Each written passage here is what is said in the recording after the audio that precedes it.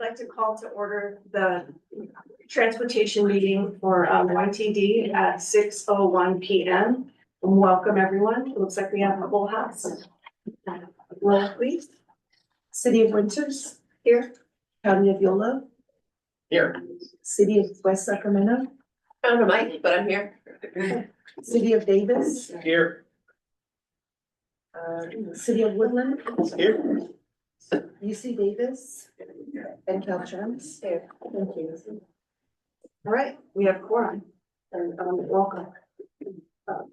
I will be looking for a motion to approve tonight's agenda. Early moves. I have a motion, I have a second. All in favor? Aye. Opposed? Motion passes unanimously. The next agenda item is our public comment period. And I'd just like to remind you that the comments from the public are on matters that are either on the consent calendar or items that are not on the agenda. And we will be giving 3 minutes to each person who'd like to speak. And I just wanted to remind you that because it's not on the agenda, we can't respond to you. If staff had a comment at the end, they might make a comment, but we legally can't respond. So with that, public comment. Do I have anybody who'd like to speak? Come on up and state your name.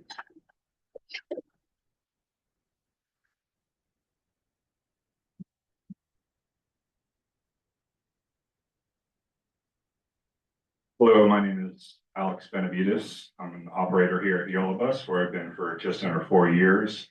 I also serve as a union steward, only representative for the Amalgamated Transit Union 256. When I heard that MV Transportation would not be honoring sick pay, vacation time, FMLA accounts, or even a second chance program, I was a little disappointed. MV Transportation is driven by people, according to their website, or on the front page, you can read that when you choose MV, you choose more than a transportation provider. You choose a partner committed to putting people first. That means safe, on time, and reliable service powered by innovation and driven by care. Last August, during their 50th anniversary, in an article from PR Newswire, CEO Harry Wilson was quoted as saying, "We are making huge investments in our people and our capabilities to ensure we can best help our clients navigate all of their challenges. With these investments and our culture of continual improvement, we are excited to deliver far more value to our passengers and clients in the years ahead." A little over a week ago, journalist Daniel Lempres wrote an article for the Sacramento Bee with the headline, "Yolo Bus switches operators with new $48.6 million deal, including plan for more jobs." But given the light of new information, a different headline could sound something more like, "Yolo Transit District reaches an impasse with new contractor, citing working conditions as a source." In this momentary lapse of thought leadership, MV has taken a wrong turn in a short-sighted approach to cost cutting. To reduce 81 operators, mechanics, and utility workers to mere labor costs before the July 31st takeover, certainly not the best practice in regards to retention rates and reducing attrition, and surely not a way to curtail economic dislocation. In the spirit of continual improvement, known as Kaizen in other corporations, I urge MV to alter their customer relations approach with Yolo Bus for the sake of the public interest and for the sake of their client. Thank you. Thank you so very much for your comments, Alex. Yes, speaker, please. Yeah. Hello, board. My name is Hunter. I'm a Yolo Bus operator here. I'm here on behalf to talk or to have my comments about the Second Chance program. I don't think it's very fair that these folks, they want to change their lives. They want to make a better life for themselves and others around them. I don't appreciate that they had came here to get a second chance, and now for that second chance to be robbed from them, I don't feel like that's okay. They, just because they have a background, that doesn't make them a bad person. They have families, they have kids, they have other different livelihoods. They are the main source of YOLO Bus that puts YOLO Bus first before anything. They are your backbone. They're here 12, 13 hours, don't mind coming in on their days off. And for all what they dedicated, it's like a slap in the face to them. And I don't think that's appropriate. So hopefully, something gets done fast, because I don't think it's fair that they dedicated their lives here and now that might be taken away from them. Thank you. Thank you so much, Hunter. Do we have more public comment? Before our next commenter comes up, just to give me an idea, so I know how to manage time, about how many more people will be speaking tonight. Okay, great. Hi, Hello. welcome. Hello, my name's Elias Garza. I'm going on 28 years here. And this is about the fifth company change that we had. And this is by far the most stressful one to date. I mean, it's been pretty stressful for everybody. The sick time, the vacation time, we never had to deal with that kind of stuff. The second chance program is the best thing Transdev did. We got some really good operators, but that's about it. Thank you. Thank you so much.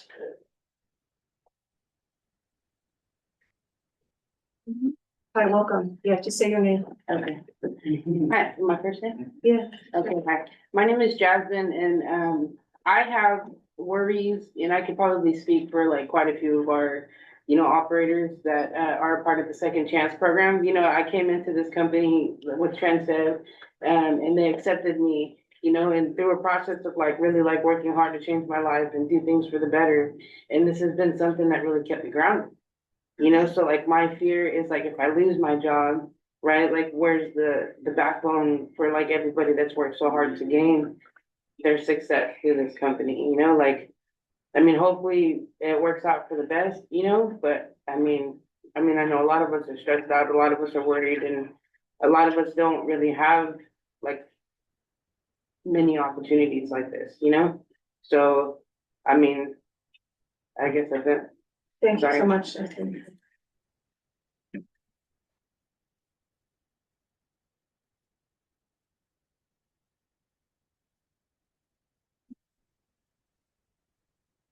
Welcome. My name is Bonnie Wilson. I've been here for about 25 years. So you have to excuse me because I'm not a very good public speaker. But I have to tell you that about 20 years ago, 22 years ago, I lost a son here while driving a bus. And if it wasn't for the director, Terry Bassett at the time, and my operations manager and my general manager, because after that, I went down a very dark path. Very dark path. And if it wasn't for those three people that gave me another chance, there's no telling where I would be right now. So I'm asking you to give the second chance program another chance. And because of that accident, I rely on things like FLMA because I have another son that, because of that accident, that needs that FLMA. If I didn't have it, why should I have to go and stay here another year, another 1,250 hours for my son to be on FLMA after being here for 25 years? I've earned that FLMA right. I put in the time, I put in the years, and I shouldn't have to do it again. Thank you. Thank you, Bonnie.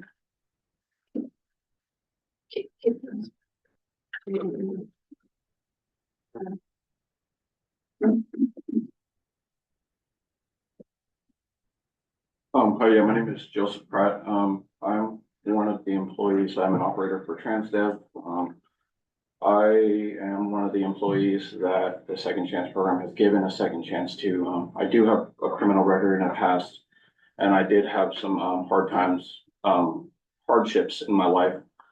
But I really, I just want to say that the Second Chance program has given me a new life, a new reason to want to keep growing, being successful, I'm really happy here. I love my coworkers. I love my bosses. I love everybody where I am.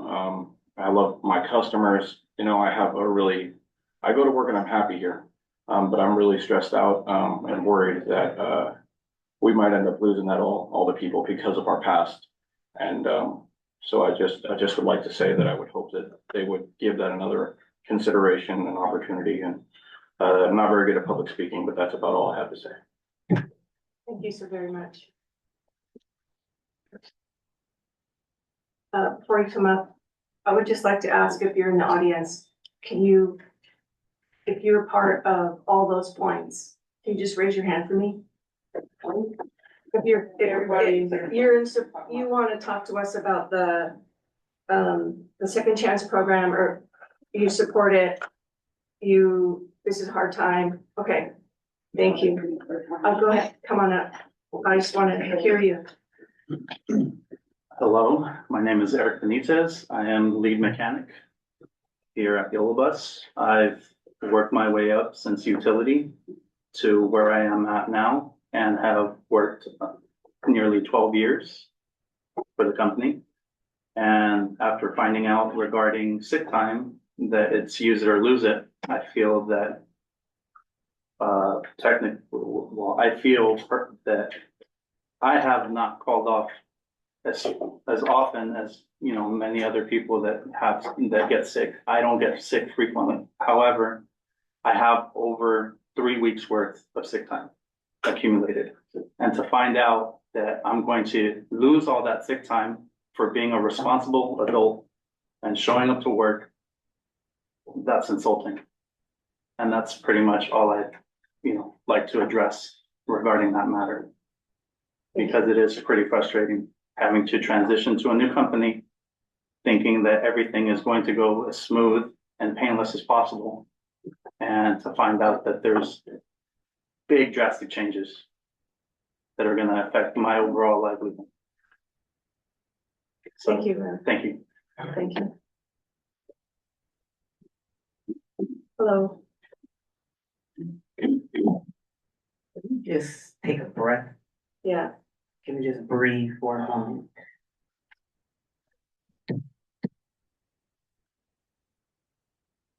Good evening, Chair, Directors. My name is Crystal McGee Lee. I am the president of ETU Local 256. And you've heard the concerns of my members. And I know that you say that you can't do action, but that's not true. When you're in a room full of people and you hear they're hurt, you can do action. Always can do action. So they're not before you just because. On May 29th, I sent this information. And the one thing that we did discover when I first came in the rooms and spoke to you, is that we made a commitment to be transparent with each other when we found something out. And that's why I emailed you. One of the things that I work on, and I'm a spiritual person, and the members, they work on, they're spiritual too, but they work on good orderly direction. And this wasn't good orderly direction when we found out. I found out last week, and I reached out to Mr. Davis, who is now taking over MB in regards to use it or lose it. And you heard one of my members who talked about FMLA, and as you know, as a new employee, you have to be at work at a job at a certain amount of time for you to earn that time. All of us maybe have been new at a job, and I guarantee you, if you have a child who's sick and all of a sudden now you've been here for 25 years and then you have to wait a whole year to get FMLA, what are you gonna do? You just spoke to a gentleman who has 3 weeks and he said, I'm a responsible person. I do sick leave responsibly. Now I gotta lose it. But if I use it right now, then TransDev's gonna, discipline me because I'm using my sick leave, even though we know SB 616 protects us for sick leave. But if I start a pattern of taking out sick leave because MB is forcing me to use my sick leave, that could be a little red mark on my book before I even started this new job, because we all have to apply, remember? So we're putting ourselves in an envious position. I don't know if you knew that was gonna happen during the RFP process when you did this. And some people say that this could be negotiated, sick leave and as well as vacation. Vacation, they already knew that they had to get paid out. But you can put the time on the books. You can leave the open hole for them and you can still work, as we all know. But if you come and tell you guys one thing, get those contracts, the devil is in the details. I told my group, be careful what you wish for. I have MB in my Fairfield location, at my Roseville location. I had a meeting with Tommy Beausoleil, who was supposed to be their lead MV attorney this morning, to talk about this before I came before you. He did not call me back. I sent him a message on June 5th at 2:56 explaining these things, and I will share this with you if you like. I'm not here to bust anybody out. I'm here to let you know you're about to harm a lot of people. And I know when I first came to the rooms and I spoke to you, the first thing that you said is that you have a relationship with your drivers, unlike my other areas. I know my 2 minutes is up and I want to get my 3 minutes is up, but I just want to let you know before you do that second chance, that's your program. That's not TransDev program, if I'm not mistaken. I was trying to find where it was, but if I'm not mistaken, that's your ownership. Thank you so very much, Crystal. Thank you for letting me speak a little longer. I appreciate you, Madam Chair. Thank you. All right, we have comment. I'm involved, I'm observing the public. My only question was this an oops in the RFP or did we know this going through? I just want to know. I know all I'm does a good job and I thought things were done thoroughly, so that's good. No surprises is always the game of things, so this is obviously a bit of a surprise, so. That's my question. I hope maybe at the next meeting, there could be a briefing of what happened here. Because this obviously was not what you guys wanted, or they want, even particularly. Thank you, Alan. All right.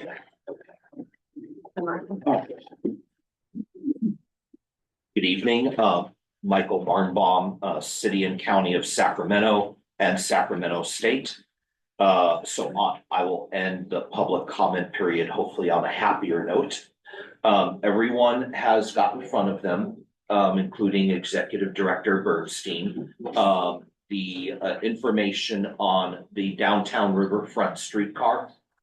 And just to let the public and everyone up on the table and the dais know, the downtown riverfront streetcar will be having a public planning workshop this Wednesday, that's June 10th, from 6 p.m. to 7 p.m. This workshop will be hosted in the West Sacramento Community Center, located at 1075 West Capitol Avenue in West Sacramento. And the development of the streetcar is important, especially in a district like this, because we haven't yet come back, but you'll see it on the last page in the slide presentation of the long-range plan.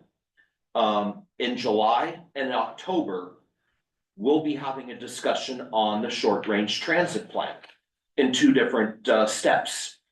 And if this comes to be, then it could have a lot to do with how service is aligned and frequency and anything else for local service in how it's delivered in West Sacramento.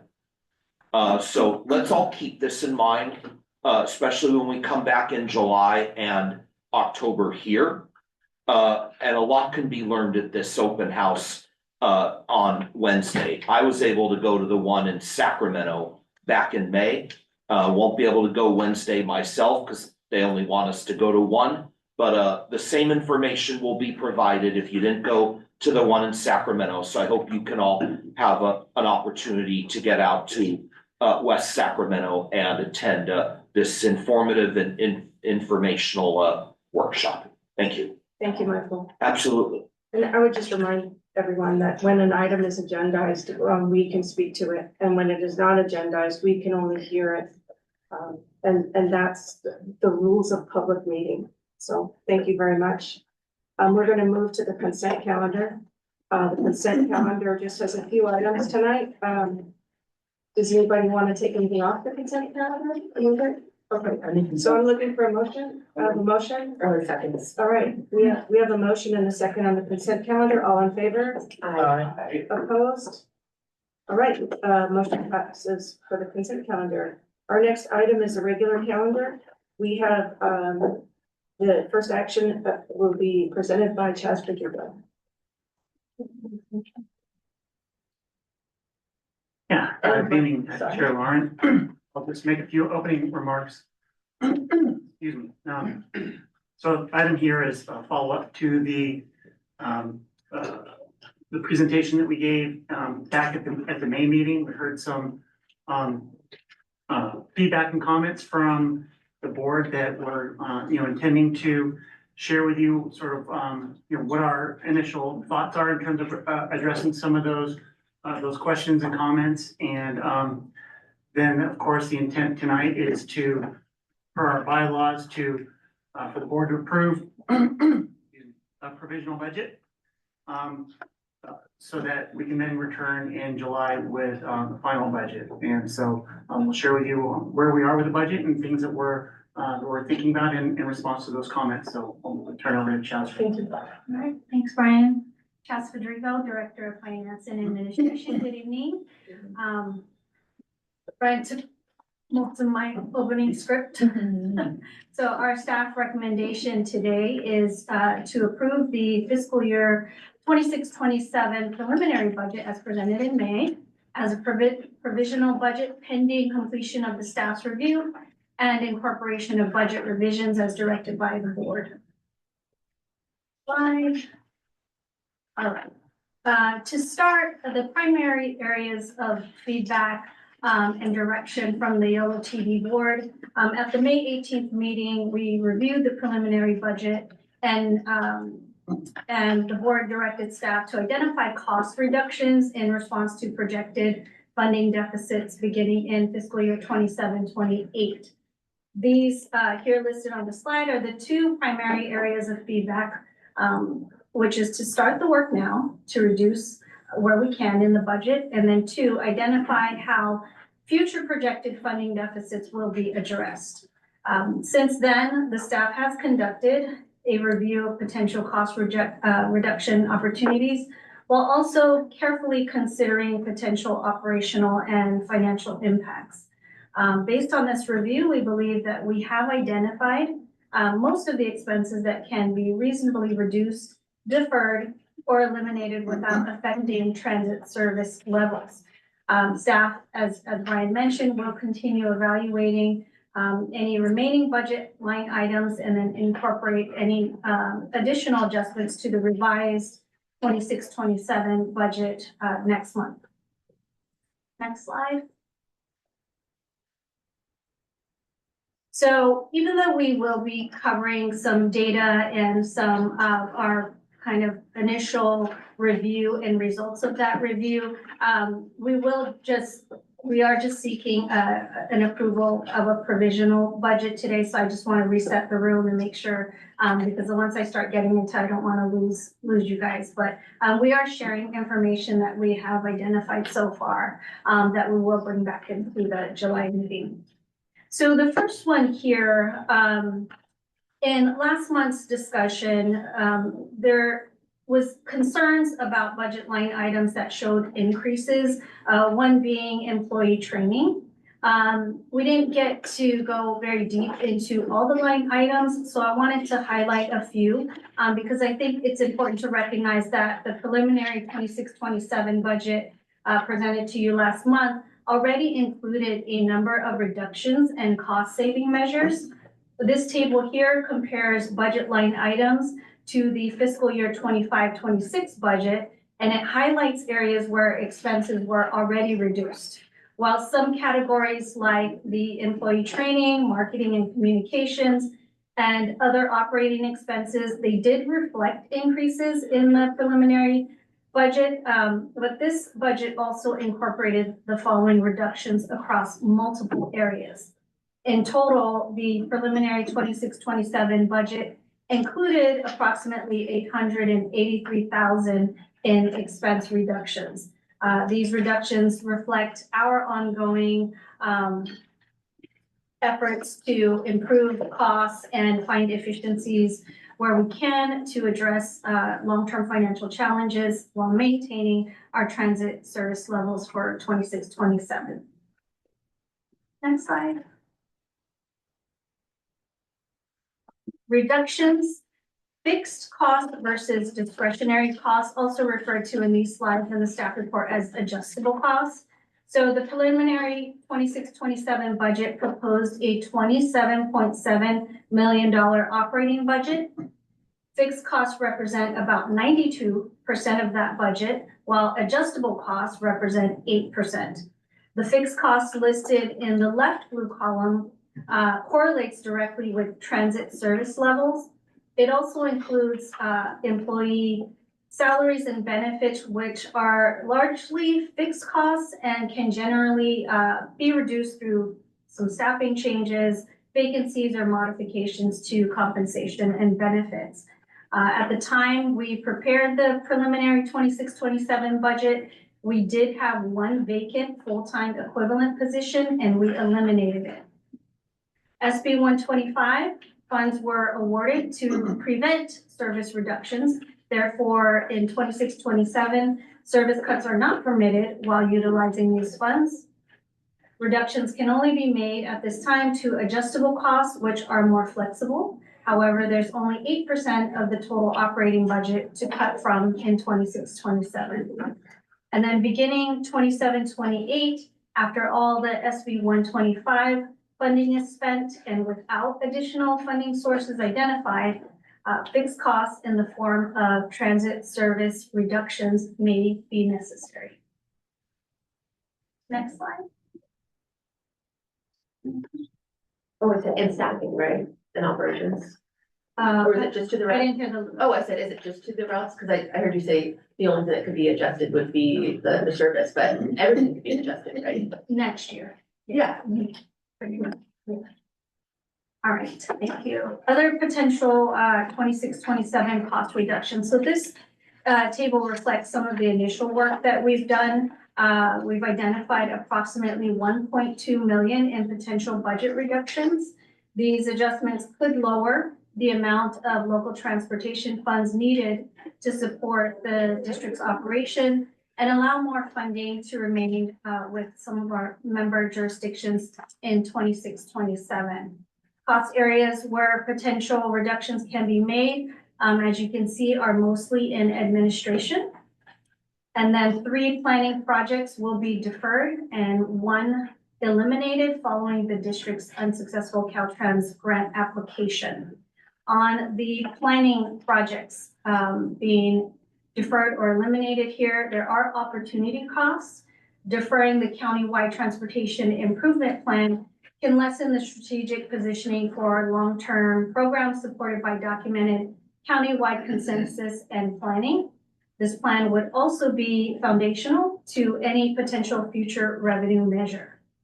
And then eliminating the development of a capital grant funding strategy reduces the ability to proactively identify and compete for federal, state, and regional grant opportunities and can increase risk of being unprepared for competitive grant programs.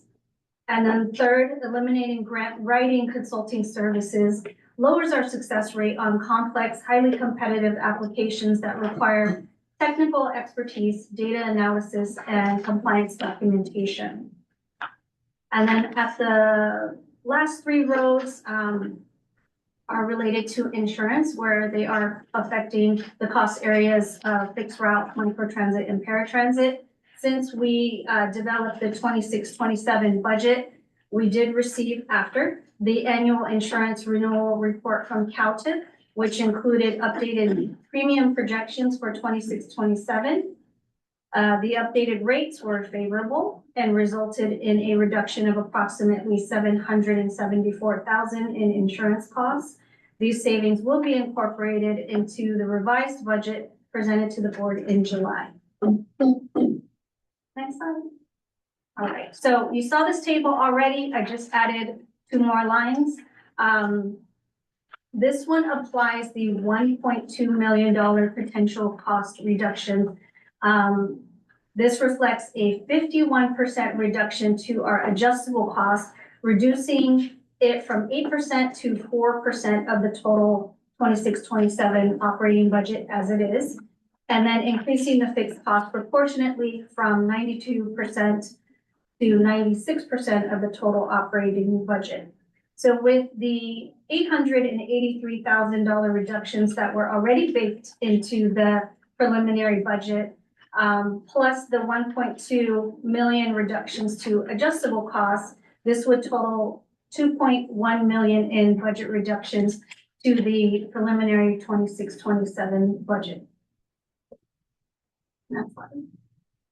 And then here I'm just listing a few points, a few takeaways here. As we covered, addressing the projected funding deficits where cost reductions can realistically occur and what those reductions mean for 26-27 and the future years. So for 26-27, approximately 92%, as you saw, of our operating budget consists of fixed costs, including transit service operations. As previously discussed, SB 125 funding is intended to prevent transit service reductions, limiting our ability to reduce costs through service cuts during fiscal year 26-27. As a result, cost reductions for 26-27 are limited to adjustable / discretionary expenses, which represents only 8% of the total operating budget where we can make those reductions. And then for capital and operating projects, those are tied to federal, state, and local grants and cannot be reduced unless we plan to forfeit those funds. For 27-28 and beyond, after implementing a 51% reduction in to the adjustable costs, these costs would now represent only 4% of the operating budget, while fixed costs would increase to 96%. And as presented to the board in previous meetings, the short-range transportation plan includes service reduction scenarios at 90% and 80% service levels, which does help to position us to respond to service adjustments that are based on the study and to further adjust transit services based on funding shortages. Discretionary spending can only provide limited short-term relief and would already be reduced to near minimum levels at 4%. And then staff will continue seeking other funding opportunities to support both operating and capital needs. Next slide. And then revenues. So impacts of addressing the funding deficits through cost reductions. For 26-27, reducing adjustable costs may help preserve member jurisdictions' anticipated LTF retention amounts. Any fluctuation in operating would fully utilize the remaining $400,000 in SB 125 funds set aside for operating cost contingencies. And then no FTA formula fund changes as they are anticipated for a program for transit operating costs only. And then for 27-28, fixed cost transit service reductions can help offset funding shortages. Use of unprogrammed FTA formula funds would be accelerated in utilization. And then reduction in service levels may negatively impact future FTA funding allocations, resulting in more reliance on LTF to support YoloTD transportation transit operations.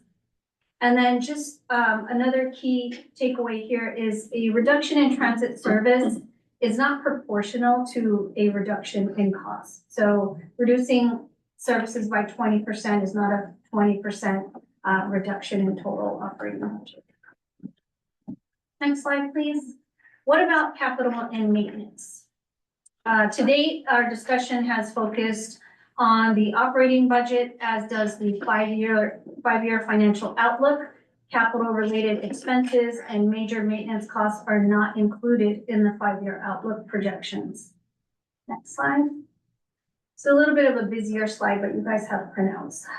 Deferred capital and maintenance costs. So we have a table there, 1, 2, and then a comment, 3, and then 4.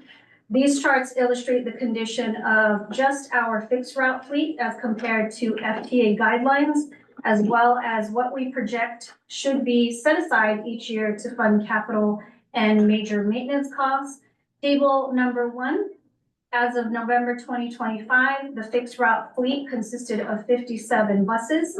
Of those, 12 buses were out of service due to mechanical issues or repairs, and 32 had reached a significantly high age in years and 500,000 miles, exceeding the FTA useful life guidelines. Table 2, compared to the FTA useful guidelines, the fleet has an average of 10 years and an average of mileage at 424,000. This average includes 3 recently acquired buses with 0 miles, which lowers the overall mileage average. So we have 3 outliers there affecting that average. And then table 3, this table, these projects or these line items are found in the capital project section of the budget document.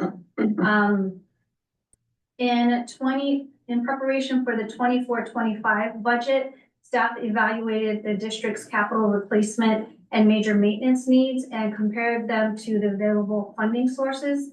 The analysis determined that capital investments were being funded primarily through federal and state grants with limited local funding available.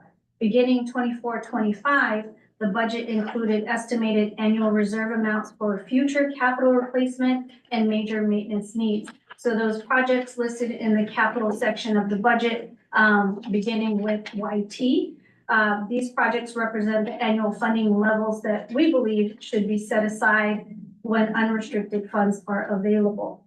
However, funding has not been available for this purpose, resulting in continued deferral of capital replacements and maintenance costs. For the 26-27 budget, we estimate that approximately 504,000 should be reserved to address these needs. And then how are we sustaining our fleet? What measures are we taking? One recent measure was that we purchased 6 used CNG buses to help maintain service reliability while delaying more costly fleet replacement needs. 5 pages. And then here's our next steps. Staff will continue reviewing the 26-27 operating costs and incorporate any additional feedback and direction received from the board tonight. Our 5-year outlook will be updated to reflect any budget reductions that we incorporate into the revised version. A special technical advisory committee meeting is scheduled for July 1st to share our revised budget. And then staff will, at the July meeting, seek a final approval of the 26-27 budget and work plan. So again, tonight, we are seeking approval of a preliminary budget on a provisional basis, pending completion of our review and incorporation of budget revisions as directed by the board. Questions? Questions? Comments? Publicly rather to public comment. I'd like to take public comment first, and it looks like you're going to help.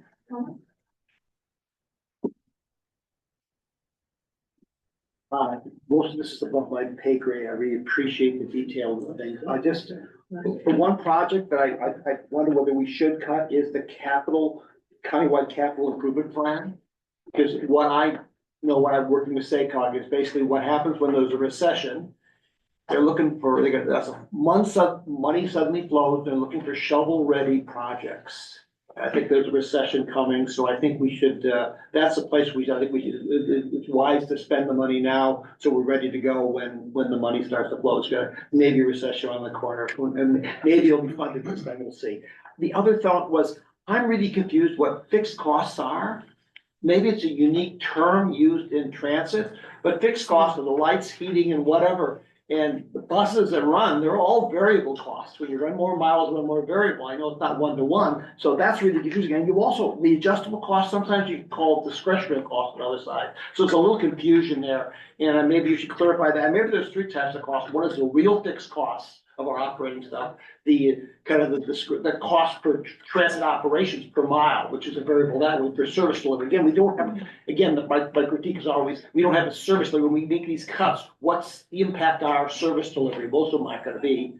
But, and then there's the discretionary costs, whether the buses are plush or not, or there's, we do some of the discretionary improvements on the service. So that's my only thought. So, but keep the capital improvement plan. That's my kind of operational thoughts tonight. Thank you for your detailed work. This is very clear. Thank you so much. Do you want to respond, or do you want to wait until? Oh, come on.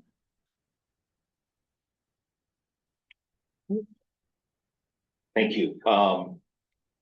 So I have looked this over this weekend. I've looked it over in the slide presentation.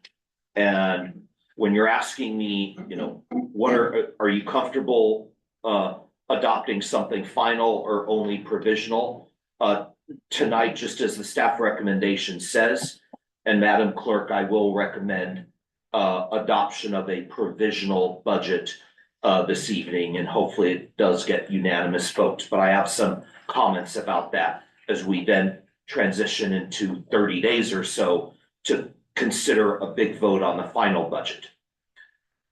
At the last meeting, the very big hard question, I want to address it because I've thought very hard about it over the month.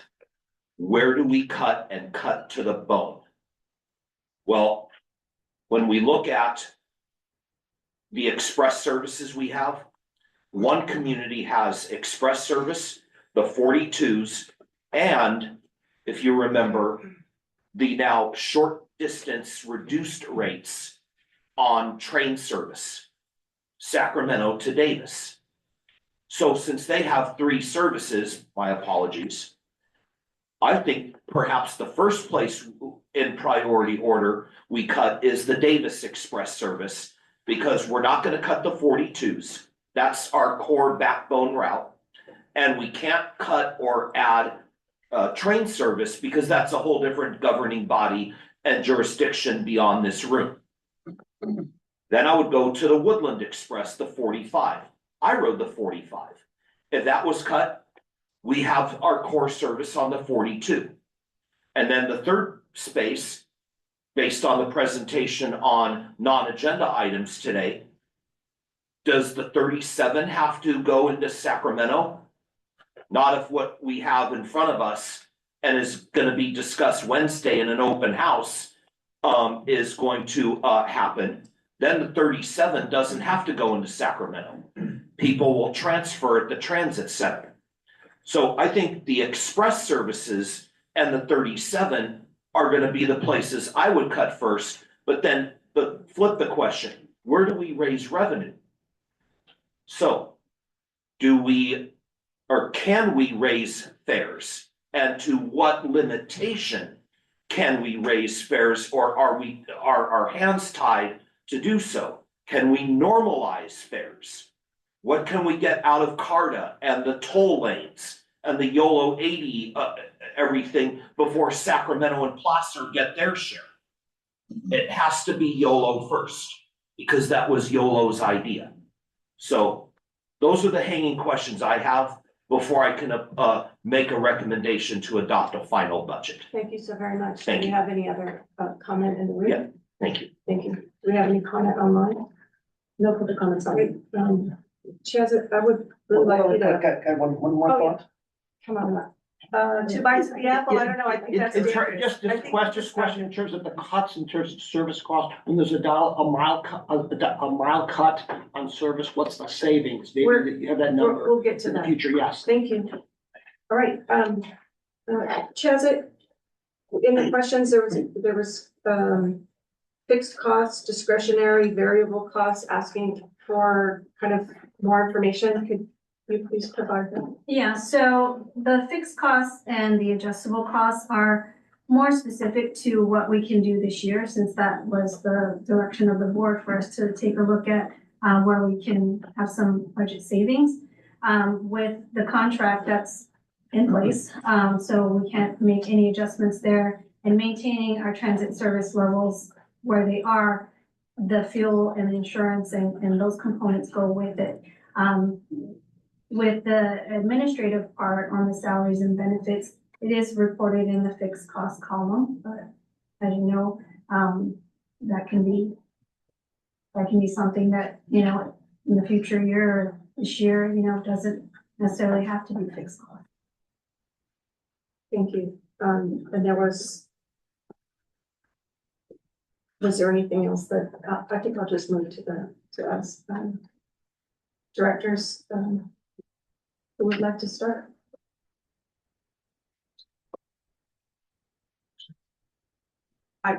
I have just a quick question. I appreciate the time.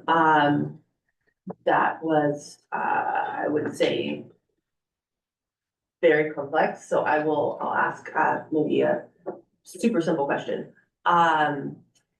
For the jurisdictions and the STA and LTF allocations, there was lots of things that were given, fixed routes, all the things, or not fixed routes, fixed costs, discretionary, compared to what we had in front of us before, did the percentages of the LTF, STA, allocations change? I have not applied any of these adjustments to the revenue rebalancing yet.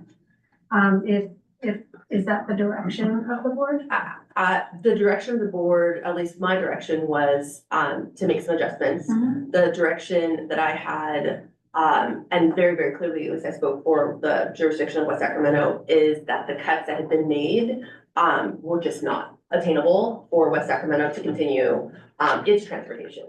And I'll remind us that we use our allocation for transportation that YTD relies on for its transportation. Yeah. It all is. Yeah, and, I'm sorry. No, so I mean, you talked a lot about, I think, about savings. I think I saw $2 million in savings, did I? Perfect. Unsure where those savings went, particularly as it related to the jurisdiction allocation. And then the last question I'll ask, at least for now, maybe not in completion on this item, is, so I understand that SB 125, our understanding is that it can't have service cuts. Did we go back to SACOG and just straight up ask them if there's any wiggle room or anything can be adjusted? Because I look at adjustments all the time on SACOG.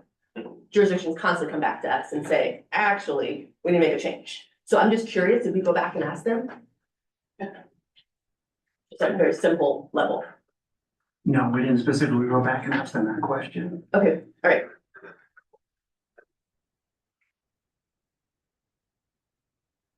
All right, just a quick follow-up. Is that a SACOG decision or is that within the state law, right, in SB 125? I mean, no, I'm not, I'm just curious. I mean, It's a good question. I don't have the answer to that. We can definitely follow up with SACOG and get a definitive answer for that for the next meeting. Okay, thanks. I'll just jump in. I don't have a ton of questions. We went through this last month and then in individual meetings, so I appreciate your time here this evening and the effort you've made to do this. I think being mindful as we work through cuts, we had a great presentation at our SACOG boards from the director that the Transportation Institute, who talked about kind of the death spiral of cuts, right? You do cuts and then you lose ridership, and you do cuts, you lose ridership, and you just continue down this path. So one thing I would love to see, and I think after we pass, whatever happens here this evening, we pass the budget, tonight or in July, is a real focus on this revenue side of how we're doing this. I know there are limits to what we can do and how we do it, but I really, we know this is coming. We know the state dollars have dried up. There is no indication we're gonna get any more of those dollars. So I think it's really, really incumbent upon us so that we push. I know we're cutting staff, we're doing all these different things, but figuring out how we can, reduce service in some situations, but also really to, a drive behind revenue generation, what that looks like. So, I appreciate the work you put into here this evening and look forward to hearing from my colleagues. A couple things. So, well, thanks for those comments, questions and comments, both from colleagues. A couple of things. I think one, firstly, just, appreciated. I am going to mention the public comment at the beginning of the meeting, just because, I mean, labor costs is what drives the organization. So, I mean, I think talking about, labor and as part of that labor costs, there's obviously, and we're talking about the budget. So that's, I think it's intricately linked. I think a couple of things. One, I'm sure a lot of people left the room earlier, but I'm sure we'll have probably more than one board member raise the issue of wanting to have an update on this issue at our next meeting. We can't do any official action this evening, but I sure as hell didn't vote for an MB contract with sort of some of these stipulations potentially in place. So that's just my personal comment, but I'm sure we'll get into that more as the meeting goes on. I think I will just say a couple of things. Appreciate the work of staff in terms of identifying some of the dollars and potential adjustments in the sort of budget adjustments, deferment and eliminations in sort of, we'll say, in the discretionary pot of, which is obviously a very small component of our overall total budget. So I do think some of these items make sense. Appreciate the adjustments there, that they get us moving in the right direction. Obviously, I think one of the questions that's still outstanding is the SB 125, item around, inability, is it vis-a-vis state law, or is there an ability for jurisdiction to do some adjustments in service reductions sooner than later? I think let's just, cut to the chase on it. I mean, it's a structural deficit. The 5-year projection had us up at, $9+ million deficit by year 5. That was, I think, one of the things that at the last meeting that we all talked about, that that is not a tenable position. I mean, for anyone, for our employees, for contractor, for board, everything, for customers. I mean, we can't operate an agency with a structural deficit and that large over the course of in the 5-year out years. I think the whole point is that we're going to be moving towards a right size service. I think it's good to see us kind of take the bites at the apple on the discretionary side of things. The reality is 92% of the operating budget is around the fixed, or service related costs. That's really where the bulk of the dollars are, and we may not be able to do much, certainly vis-a-vis the 26-27 budget with regard to SB 125. If that is again a hard and fast, it's a legal issue, we might not be able to sort of start to take a crack at that now. But I think the next year, so 27, 28, I think we're going to have to see reductions in services. I mean, that's how, without any massive increase in revenue, that's where the potential sort of savings are going to come from, and that's not want to see happen. But I think that we really need to figure out a prioritization of routes, and in terms of obviously ridership, cost per mile, all those types of things.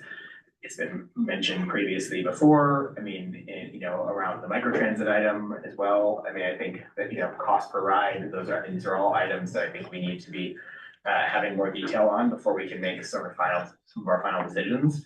But I think we're moving in the right direction as it relates to what the board asked for at the last meeting, and to sort of start to get at this larger issue. But the real items are going to come in the around the fixed or service related costs. I mean, that's where, again, without a massive infusion of, or even minor infusion of additional revenue, the real challenges are gonna, and where we're gonna be able to make some adjustments are in the service related costs. So just appreciate the work that's been done over the course of the last month, but and to get us to this point, happy to make sure that you're happy to support the preliminary budget, but I think we've got a lot more work ahead of us in the next couple of months. And I do think, say it again, I mean, I think, because such a large portion of our budget is related to this, the service related costs, and which includes the cost of labor, among other things, like, I think we need to have some updates to this board before we're approving a budget about how the ramifications of all the proposed changes between Transdev versus MB. Like, we've got, if there's going to be a major amount of savings proposed from, all the different changes in their policies that they want to enact with their employees or our employees, that's we need to know about that. And so I just need to know how much savings they're proposing or not. And I mean, I think we just really want to see, those are all things that I feel like probably should have been nailed down in the contract before we cast a vote for it. So I guess there were still a few negotiating points that were being worked on, but it seems like that, labor costs are a major portion of our overall service related costs. So I really want to see that be addressed in hopefully to the satisfaction of our employees. But I want to see that be addressed as something that comes back to the board, whether it's a separate item or whether it's part of our, the process of us adopting our official final budget. Either way, it feels like that's something that needs to be addressed. So we have a long range calendar item later, and we would certainly put that on the calendar. Yeah. Mr. Dulce. Chair Lauren, thank you. And Director Ferris, thank you for mentioning the magnitude of the budget deficit over the, I think, 5-year period. That's interesting. And apologies, I missed the May 18th meeting. So just catching me up, was it the intent to get feedback from the board on the potential reductions? Today, Yeah. I mean, you can provide feedback. Yeah. Was that the, yeah, I just thought this was the first time the board was, but maybe these were seen in May and No. discussed? No, this is, direction that we received at the May 18th meeting and our preliminary kind of results so far, but we're bringing everything back in July. That will include these. Okay, I have 2 discussion items, if we could just quickly touch on them. In this table on page 9, there's 2 that you could consider are kind of investments. The first line item is the training and travel for staff. And in some ways, that's an investment in the long-term staffing and education of employees. And then the communications and marketing. So I just was wondering if the board would want to think about adjusting the proposed number or deliberating or taking a second look at those reductions to see if those are a consensus, the direction. You said page 9. The Table, okay. Nine is that. Gotcha. And So the training and travel is originally proposed at 68,000 and proposing to cut it to 15,000. And just wondering both from the are you staff. saying you agree, disagree? I think it's too much. I think it's too much of a cut, and I think propose a discussion, put some of it back in, not all of it. Interesting. Yeah. And then, You ain't ever broke before. That's okay. and then the other one was communications. And then communications and marketing, if we want more revenue, is that a component? Communications and marketing, keeping the website up to date, is that a component of attracting more revenue? Should that be more? Maybe that's enough. Maybe there was a discussion with staff to identify 50-9 as the right number. If so, it's a short discussion, but those 2 would be the ones I would wonder about. Thank you very much. I believe you have comments. I mean, I have thoughts. It's, so so I work for the state, in which we've had very, very lean budget years where we were furloughed, right? Like up in, 15% of our income cut overnight. I've worked where we've had no travel, right? Like you're not traveling at all. And I was a researcher, right? So that was, we would go and all the things, that's part of it. And now I am with a nonprofit and seeing other nonprofits where there's no travel, right? Because there's no budget. And so what I would say is that I think it's going to be difficult in a short amount of time, and I think Director Ferrix touched on this, to try to, like, in this moment, nitpick at all these things. I do think it's going to take, just quite frankly, some intentional thought and strategy. If I'm being very, very frank and honest, I think you've heard me talk about our budget deficit now for several years, and that this was coming. And so I think it's unfortunate that we are facing this now. And outside of just service cuts, I think there are probably some additional opportunities and discussions that we are gonna have to have. Thank you. I have a few comments. I wanted to go back to Director Chapman's comment about normalizing fares. We had a presentation at SACOG about the death spiral of, once you cut and then people don't ride because you've cut, and then you have to cut more in order to survive, the death spiral. Yeah. Fares were also discussed, and it seemed like that California, most jurisdictions in California have not kept up to date with fares. So I'd like to propose that we look into normalizing or getting fares up to date, because it's right size the fares. And I really appreciate those comments. I appreciated the comments earlier about, where do you cut? and I believe that the suggestion was to be equitable, not equal, like just, just cutting across the board the same amount doesn't have the same effect on every jurisdiction, so I think we have to be wise about that. I wanted to also highlight Director Farrick's comment about coming back to the item about personnel and having it on the long-range calendar and keeping up to date with that. Also adding the second chance information. I don't know anything about the program. I'd like to know about that. And then I'd like to go back to page 9, the same page that Mr. Dulcich mentioned. On the planning section, it's planning countywide capital improvement plan, removing the project for LTF funding, and I'm missing one, consulting services. I wanted to know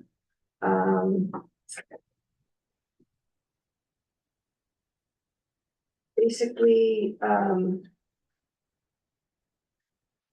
can you speak to those decisions on how what the probable effect might be on transit, on those cuts? Like what are we losing? Yeah, I want to know that. For all of them?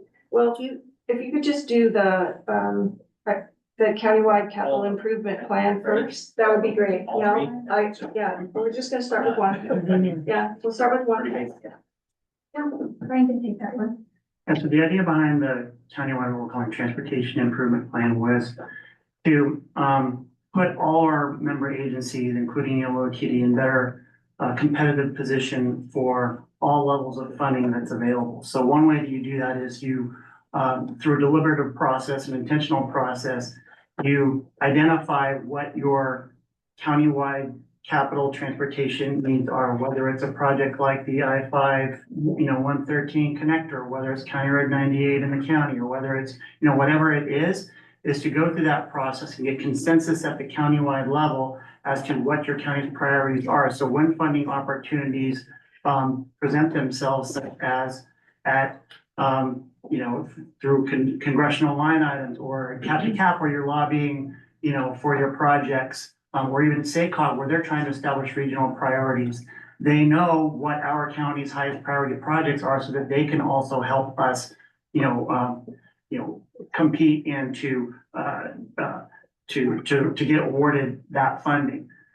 Secondly, if we are intending to address sort of the long-term structural funding issues, this type of effort will also become foundational to a countywide, revenue measure, in which transportation would be a component, because we have to know exactly what we would be intending to spend that money on. And this would include, comprehensive, analysis of all of our member agencies, road rehabilitation needs, and that would obviously most likely be a important component of any kind of revenue measure as well. So having done all the planning work in advance in preparation for something like that is going to be really important.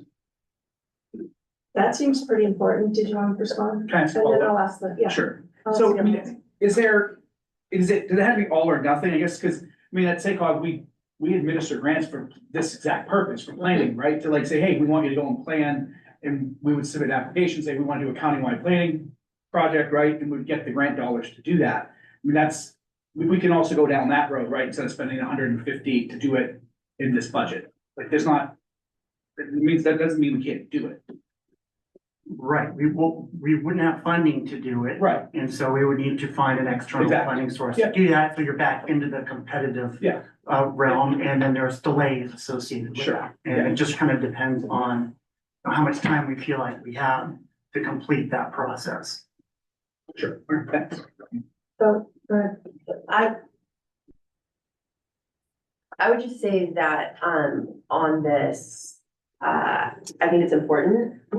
I think when you are trying to decide whether to put food on your table or keep a roof over your head, that's the situation that we are currently in. And so I think, we're gonna have some hard decisions. I think all of them are necessary, to meet our basic needs, quite frankly.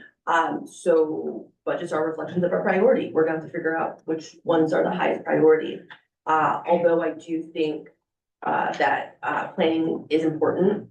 I think that, SACOG offers some resources, not just, planning resources, but also I think they've done a really good job. We actually have done a really good job of, being supportive to our staff of districts that actually don't have that kind of capacity to be able to walk alongside them to apply for things. And so, there's a world where we might have to lean more, on SACOG for some of that support. And we see that, quite frankly, smaller jurisdictions do exactly that. Thank you for the comments. I realize that, you know, time is flying tonight and we have another presentation and we will get back to the budget next, at our next meeting. And this is asking for us to approve a preliminary budget and a work plan.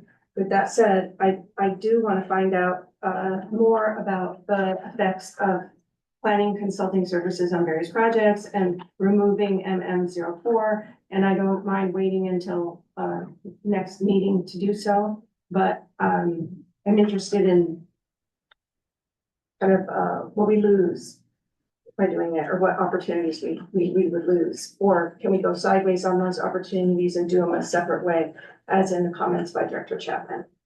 And I think those are my comments. Do the directors have any other comments? Yes. I do. Yeah, no, I was gonna say I do, but I was looking left to right, so it's like the question completely out the room. I just want to reiterate, at least for my jurisdiction, I feel like I heard this at least, our first meeting in May, when we talked about the budget, that some of our jurisdictions actually can't afford the cuts on the LTF, STA. And so one of the questions that you asked was, hey, is it your direction, to put some of these savings towards those cuts? I would say for my jurisdiction, that is absolutely, my request. I won't speak for everyone else's, but I mean, obviously, because I heard you talk about the county and those cuts as well. I would be interested to just better understand how that 2.1 million is then going to flow back over to some of those significant reductions that we saw there. And then the last comment I would make is that I think we are likely going to need some help with the strategy behind some of these cuts. I don't think that it's only going to be service. I think we're going to need to get probably far more creative than we have done over the past few years to figure out what the right mix will be to address this problem. And we basically have a year to do it, and we haven't been able to do it in the past few years, right? And so for me, then the reality is that in the next month, that feels like a very big ask to ask you guys to come back in July and potentially have a fix, even over the next year. And so I think we should at least consider potentially getting some support on evaluating our budget, our plan, our strategic plan, addressing this structural deficit. Does staff feel like they have enough adequate direction tonight? I don't mean to giggle at that. It seems like such a heavy item that, you know, we're very serious about area. Yeah, this is hard stuff. Just a quick question, I apologize. Yeah, I just wanted, where is the 2.1 million total? I mean, I obviously see the, you know, the 1.2 million, we'll just say, proposed reductions. Where's the balance? So Is it you go is it- back, is it are you on PowerPoint? 174,000? Josh is on the, if you go, Yeah. the one slide, the page, that green table there. So the 2.1 million is, consists of the 883,000 already in the preliminary Yes, budget. yeah, okay. The 1.2 are the additional costs that we identified, that could be, reduced. So a quick question then, yeah, sorry, because there's a lot of, I mean, I'm looking at the staff report, not necessarily the PowerPoint. Yep, So sure. the PowerPoint, that green slide is 883,000, but in the staff report, it's 774,000. Yeah, I found more in the Aha. staff report. Okay. The Well, timing I is guess I shouldn't be reading the staff report then, all right. All right, so it's the 883,000 and then 1.2. Okay, perfect. Yeah. Great, thank you so much, really appreciate that. You're welcome. The hard job to do. So I move the proposed budget. I mean, I think the key is, with these cuts that are, proposed cuts that have been outlined by staff. I think the real key is that, you know, even at adoption of a final budget in July, presumed final budget. I mean, we have the ability you know, to make it, an update at every meeting if need be. I mean, you know, in terms of budget updates or, you know, certainly quarterly, but at every meeting, I think if there's adjustments that are needed over the course of the year, like, or even, you know, from a couple months, you know, every couple months kind of thing, I think that just makes total sense and it's doable. And I appreciated your comments about probably needing some sort of somebody else, you know, I mean, you know, around this sort of strategy around this item. I think It's too big. Yeah, oh, yeah. And you I guys. just like to I do a think big the job. general kind of, you know, kind of comments from staff or from board about that, and then just let, you know, kind of see what staff comes back with in terms of, you know, thinking about that, so, yeah. Yeah, I think it's pretty unanimous to have some sort of consulting. Yeah. And if you cut that consulting budget too far, that would be hard to do, so. Well, it sounds like it already was allocated to something else, so I would suggest cutting it from what was allocated and putting it to this, because this thing's on fire. That's what I would suggest. Thank you. With that said, do we have a motion to, let's see, I made a motion. oh, you did, okay, I need a second. I'll second. All right, we have a motion and a second. All in favor? Aye. Opposed? Yeah. I'm opposing. We have one opposed. All right. Moving on to item number 6, the YOLO 80 managed lanes DMT mitigation plan, and this will be presented by Diane Evans. Yeah, the purpose of this item is to provide an update on the proposed revisions to the Yolo 80 VMT mitigation plan, in part because this topic will be brought to the CARTA board and next week's CARTA board meeting. So we have Caltrans staff here, Gertej Batal, who will sort of walk through the original phase 1 VMT mitigation plan, with which you should have some familiarity with, but we'll walk through that as well. And then how that project has evolved and where we are now and the assumptions that Caltrans is making in collaboration with implementing partners on this item, where we are today with that VMT mitigation plan. So with that, I'll turn it over to Gertej. Welcome, Kurtesh. Thank you, Brian. Thank you, Madam Chair. Gertej Batal with Caltrans. You can hear me, right? Okay. We can go to the next slide. And just as Brian is outlining, just to follow up on a few months ago when I came to present in front of the board on the mitigation plan to where it was at that time, we took the action and continued to have conversations with all the partnering agencies, YoloTD, UC Davis, StackRT, and Capital Corridor. Started to have really good conversations on a monthly basis to try to hone in on putting a plan together that became feasible for every partner agency. And so that's what we feel like we've done now. And I'm going to be presenting to you today. We can go to the next slide, please.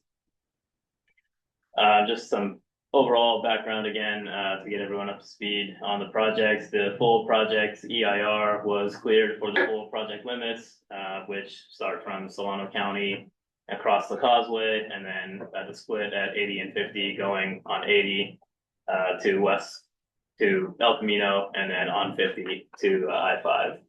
And that's the full project. What you see out in construction right now is phase 1 that we're constructing, which essentially is, you can consider it roughly half of the lane miles of the total project that were cleared in the EIR, beginning at the Solano County line and terminating at the 80 and 50 interchange. The overall project EIR had committed $55 million in VMT mitigation to come out of project capital costs. Next slide, please. And you can just kind of cycle through this. Again, that's the full project limits, and the shortened version, sorry, that went a little too quick. The shortened version that's currently out there in construction. It's a little hard to see there, but orange is the eastbound direction where we will have the toll lane, and green is the westbound direction for the toll lane limits. So our original, initial phase one plan that I had brought to you, a few months back, and we were working off of assumptions from the full EIR, was based on 7 mitigation measures. And after speaking with the CARTA board back in October of 2025, they also expressed some concerns, board members, regarding the length of some of these phase one mitigation measures, which again, phase one is for what we're building in the field right now. So that's what we are committed to mitigating for. These 7 measures are part of the EIR, and we initially came up with these suggested timelines, mostly for 2 years, a couple of them for 4 years. The 2-year time period was considered not lengthy enough for some board members. So again, going back to the drawing board and working with the partner agencies led us to coming up with a revised plan now. We can get to that slide.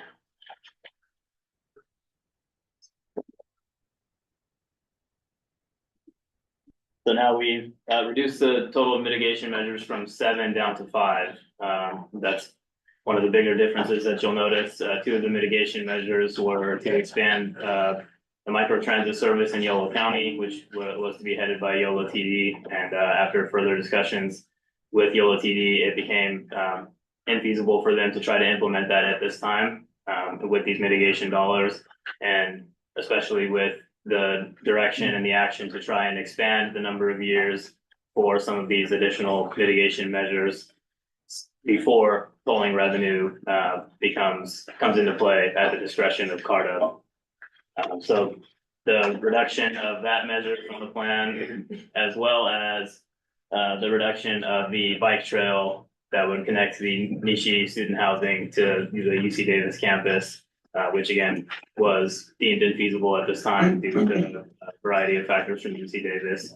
So the reduction of the removal of those 2 measures provided us some dollars to play with, as well as you'll notice in measure 2 from Capital Corridor, that number of annual BMP reduced, and the cost to implement that program is pretty well reduced, pretty significantly reduced from the initial phase 1 plan. And that again was also for discussions with Capital Corridor and refining their values and what their actual needs were. Originally, we were to increase their number of train services from 12 to 15. They ended up finding the necessary matching funds to implement that themselves, to which we pivoted to a fare reduction program. So all of that said, those are the 3 main changes to Capital Corridor, and removal of those 2 other items, freeing up some budget out of our total $28 million that's available from our current construction project. So $28 million was our total budget that we were allocating towards VMT mitigation. And we reduced it from 7 measures to 5 measures in order for us to expand the number of years. And now you can see in green text that the number of years for each measure, we wanted to put them all equally at 3 years and 7 months. And beyond that time, will be at the discretion of CARTA again once the project funding becomes obsolete. I think that's the last slide, and happy to take any questions. I'm sure we have questions tonight, but first I'd like to take public comment. Do we have public comment on item? And I'm sorry, we have 1 chair and 1 microphone, so you guys kind of have to play musical chairs for just a few moments. Hi, Alan Bush. If you know, I've been following this project for a while. First place, the cardboard person is here. Why isn't there any Yolo County access to the CARTA meetings? They're holding Sacramento County, far away from Sacramento, Yolo County, where all this is impacted. Why haven't the members of Yolo County on that board basically made it accessible? We have Zoom calls into this meeting and most other meetings that somehow SACOG with this big budget can't figure out how to make, so the public can call in and listen to meetings. Why haven't you done that, fix that problem? CARTA's new agency could do this. 1. Second, I think the changes are good. I think the 2 projects that are being removed are appropriate. They're the least cost effective. They're fine. I mean, I was very critical putting microtrans to with a small little subsidy per mile. Didn't make any sense. So glad, and the bicycle widening didn't make any sense. It's hard to quantify that. So I think that's the move sort of thing. And I also think it's wise to extend this thing out. But again, I'm very skeptical. If we really could reduce for 5 cents, 1 BMT, why didn't we spend that 10 or 20 years ago? We have a climate crisis. If we could reduce travel like that cheaply, why haven't we been doing this thing? I think because that 5 cents is bogus. I don't believe it. I'm gonna basically do a public records request to find out where that number came from. I think it's really ridiculous, because it's cost us 80 cents a mile on the bus and 5 cents for TMD. Why haven't we been doing this? Why hasn't the board of this been doing this? I just don't know. It doesn't make any sense. I also see that the cost for fixed drop service is 63 cents. I think that's the current operating cost, full cost of the bus system versus the total cost per mile we run. And you told me that basically the costs are not commensurable as economy scale and whatnot. So that should be noodle too. And when you add capacity to a corridor, in reduced demands is if you add capacity, you build it, people will come. So every time you add bus capacity on that corridor and you get people into the buses, you're taking a car off the freeway, right? That's what it works, right? That's the idea, right? Take a car off the freeway. But induced demands that you taking a car off the freeway, you basically create capacity on the existing freeway so someone will drive. So every time you basically put someone on a 42 bus across the causeway, you are not reducing VMTs because induced demand says you can fill that up with more cars. So the 42 bus do not with VMT. And all the TDM, which puts people on buses across the causeway, that is not introducing VMT because you're just adding more capacity in that corridor as it's going to be filled up. That is not legitimate because of induced demand, which is a law of the state of California. It's not really, only the travel you basically reduce in other travel corridors could be really kind of VMT. So I know we have motivated reasoning here. We want to basically do this just fine, but this intellectually does not apply. Thank you. Thank you so much. Appreciate it. Michael Barnbaum. Yeah. Thank you.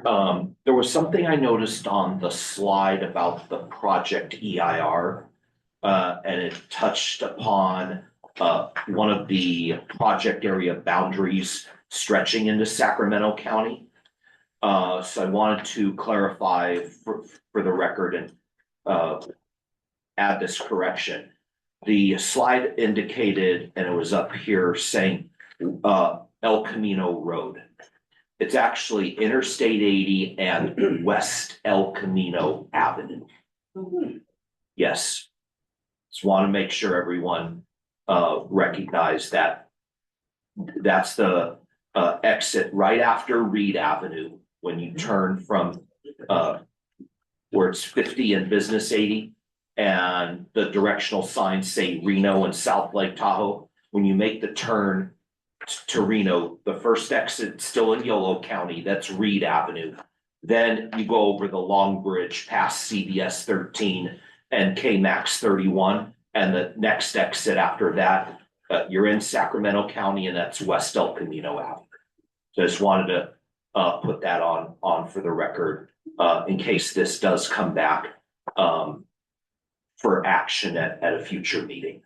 But yes, so looking forward to seeing what will happen with this at the CARTA board. But to the previous speaker's comment, I believe, and let me check with the attorney on this. There is a bill that was authored in the state legislature last year. And I believe it becomes law Wednesday, July 1st, about access to public meetings for the public in remote locations. And local governments and special districts on July 1st all have to comply. This district has been complying even before this became law.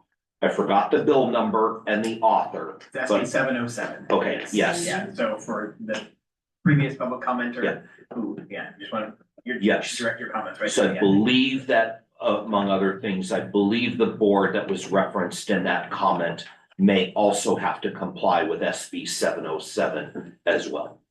Thank you. Thank you very much. Appreciate your comments. Now to the board of directors. And will you come back up, Cortez? And if you want to address any of the comments, you're welcome to. Appreciate the clarification on West El Camino Avenue. Thank you. Go ahead, Director Chapman. Yeah, thank you. Just a quick comment, and I apologize to leave early, I have a family obligation. I want to thank our staff team, working with Caltrans to go through, we heard a lot, when you were here a few months ago. Kind of our feedback and worry around some of the mitigation measures, and appreciate you guys sitting down and processing through and working through those to get these recommendations over. And as you said, we'll be discussing this next week at CARTA. So I just wanted to, again, thank you for the partnership and the work that you're doing together. It's not always the case with interagency work that happens, especially on some of issues around money that's being allocated. So again, thank you to our staff team for the work that you did on this, and look forward to tackling this next Wednesday. Thanks. Thank you very much, Director Chapman. Do you have comments from the other directors? Yes, go ahead. No, yeah. Just, just a clarification question, just to make sure I'm following you. So we're basically stepping back from some of these, and then it allows us to make some of our other projects basically go out longer. Yes. Very simple. Yep. Okay, perfect. Exactly. Love it. Just wanted to hold it down. Thank you. Sounds great. Anybody else? All right, thank you so very much for your presentation, Katrina. Yeah, thank you. I appreciate it. It's information on me. All right, moving on to our administrative reports. We'll begin with board member verbal reports. Do we have reports? Good, Director Dawson. Yeah, hello, everyone. I did not introduce myself earlier. I'm Matt Dolcich. I am the alternate for UC Davis, and I'll be stepping in for Kelly this month, July, and perhaps a bit into August. If there are board meetings in August, we're not expecting any, and Kelly will be back in September. So it's that cure, and I'm glad to be here and see everyone. So thank you. We're really glad to see you also, and we wish Kelly the best. Other reports? Right. For CARTA, I'm very excited to say, have hired our new executive director, our first executive director for CARTA. We are very lucky to have gotten a former SACOG staff member who has been working on this project since the beginning. So we are very excited. It was a competitive pool, and Kathleen rose to the top. And so I think she will start, I want to say in August, is when she will officially start. And for now, we have our interim supporting our work through the summertime. Excellent. Thank you so much. I'm hoping this is appropriate. There's a pretty good fire right past west of Winters. Right now it's 300 acres. There's 200 crew members on it, and it's 15% contained at this time. So that's happening at home. Other comments? No comments. Thank All you. right. How about our executive director or Brian? Yeah, and shitting for Autumn, obviously, for this meeting tonight. So first item, Autumn is expected to be out on leave through the rest of this week with an intent to return hopefully next Monday, the 15th, possibly longer. She also has a vacation scheduled for the week of June 22nd. So that's that.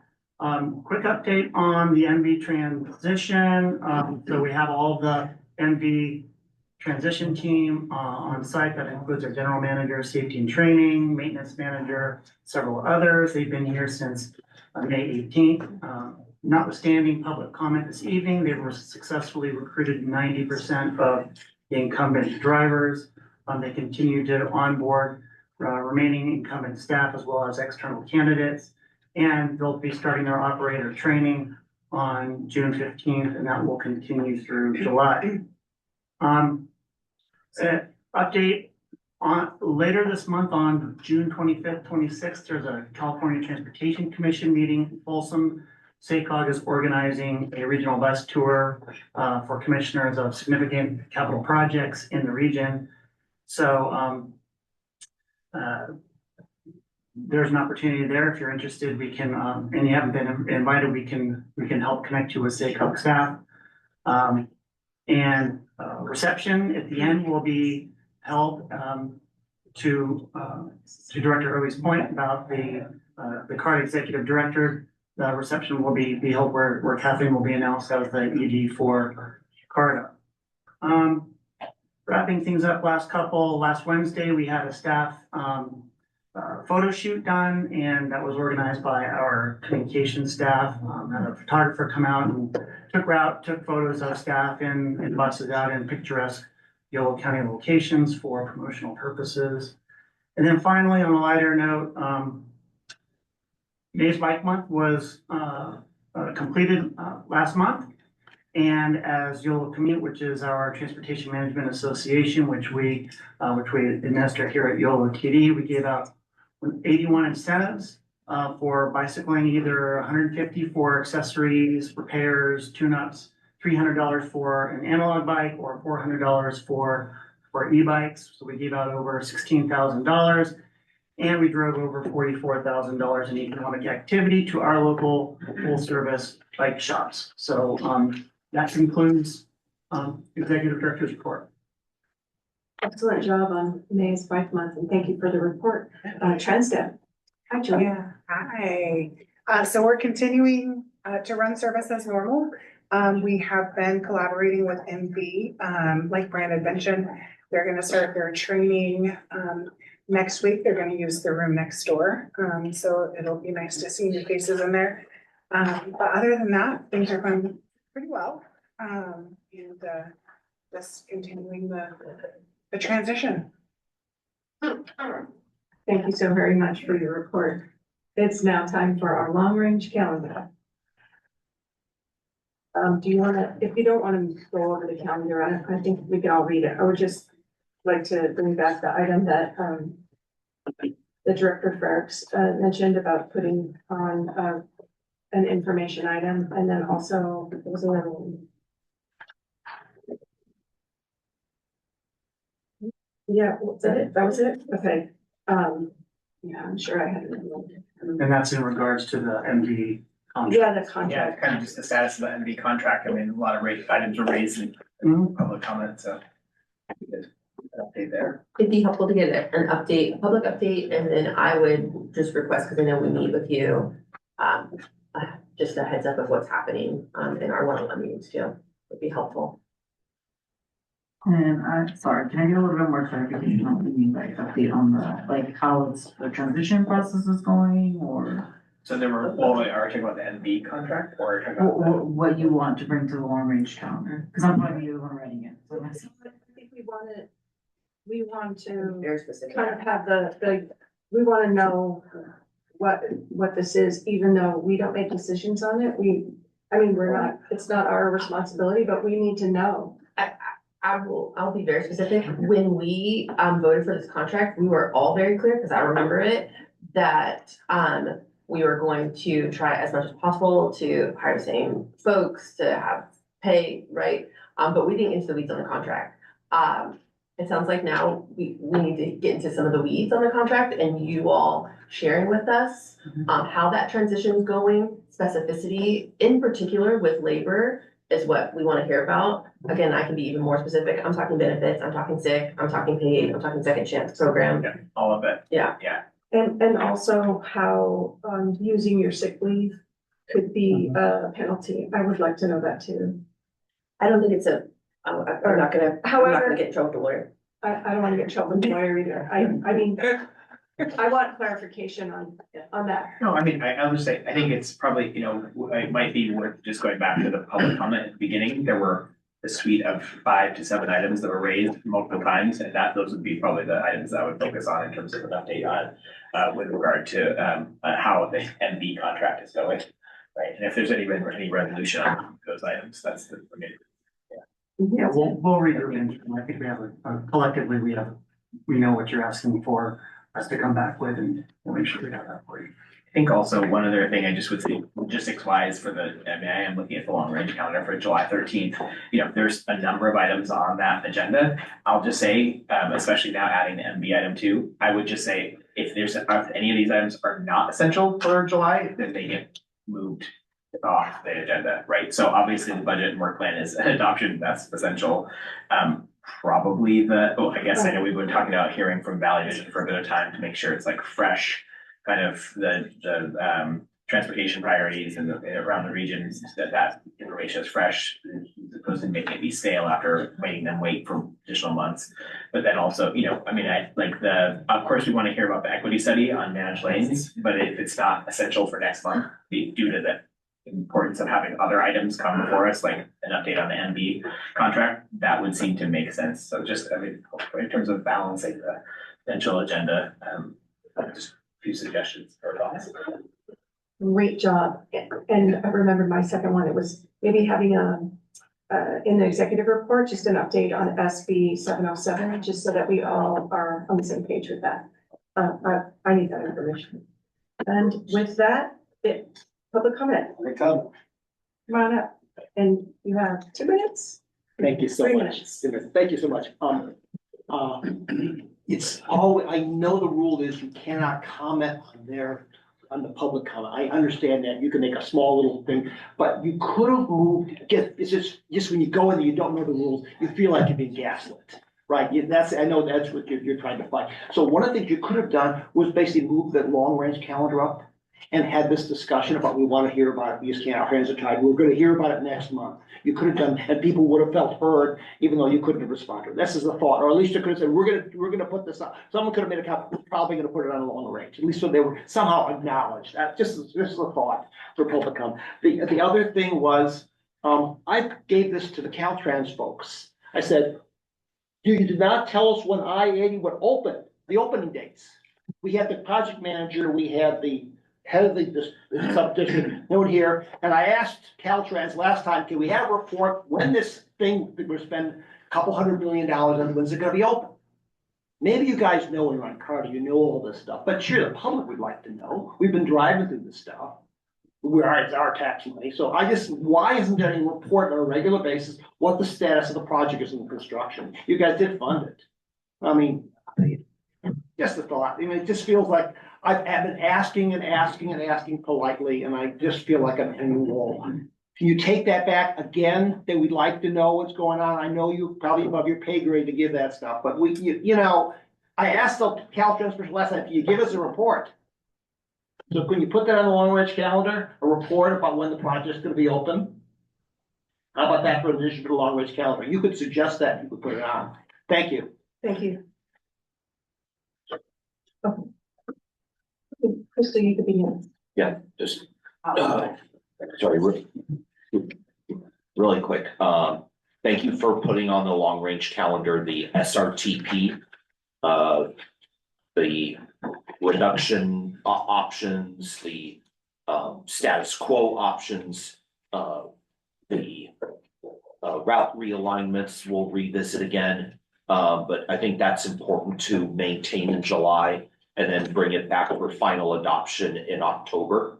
And I'm really glad to see when we're making arguments about what to cut and where and what revenues to bring in more revenue, that there is something on the long range calendars. You'll see, I think it's in October, that discussion is marked, shown in this particular long range calendar on the back of the slide presentation. Because I think, Madam Chair, to your point, and I think you reiterate a little bit what I was saying and arguing during the budget, provisional budget deliberation.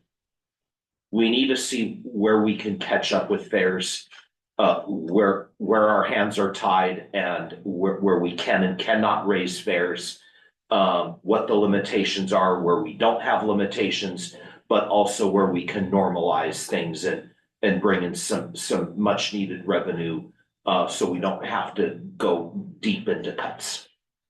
Thank you. Thank you. Yeah. Crystal McGee-Lee.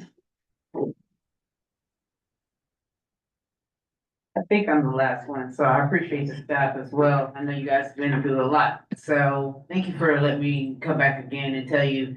I appreciate you listening, and even though, you know, you made a decree, I know that they know that you heard them. A lot of times people, you can feel the room. And so, being the president of business agent, I don't like to come up. Sometimes it feels like I'm coming to be a bully. I don't like the bully. I just kind of bring it to you guys, and I want you to know who you're dealing with. This is our home.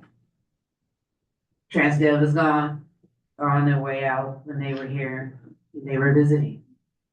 Everybody who comes in is visiting because they're a contractor. This is our home. And so I just hope that, you know, next time I come before you, we'll be back, that we remember who is our home. People come and visit, and they here for a little bit, and then they go. But we stay. Your drivers stay. We got some hard choices, and I know, and they are aware of that, and I am educating them on that in regards to the budget and hard choices.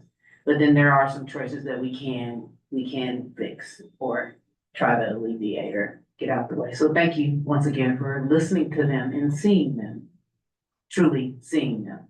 That's what they needed to see and feel from you. So thank you.